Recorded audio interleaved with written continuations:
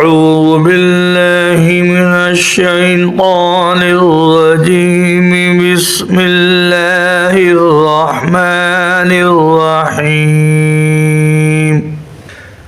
والفجر وليال عشر والشفع والوتر والليل إذا يسر هل في ذلك قسم لذي حجر ألم تر كيف فعل ربك بعاد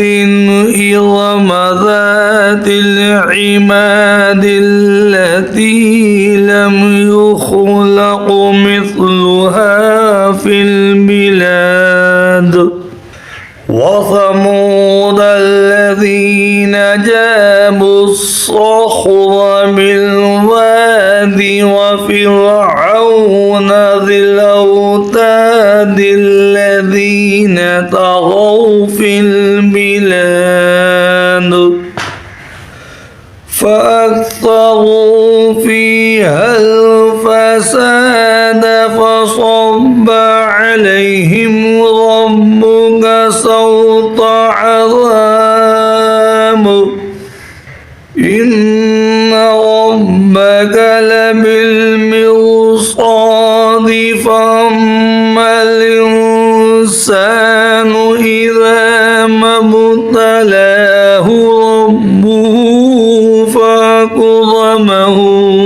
ونعمه فيقول ربي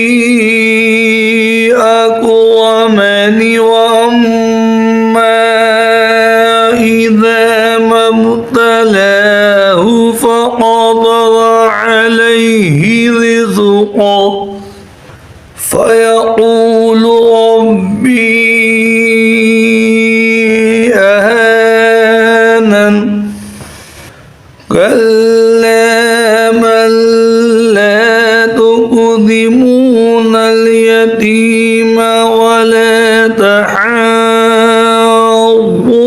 على طعام المسكين وتأكلون التراث أكلا لما وتحبون المال حبا جما كلا إذا دكت الأرض دكا دكا وجاء ربك والملك صفا صفا وجيء يومئذ بجهنم يومئذ يتذكر الإنسان وأنى له الذكرى يقول يا ليتني قدمت لحياتي فيومئذ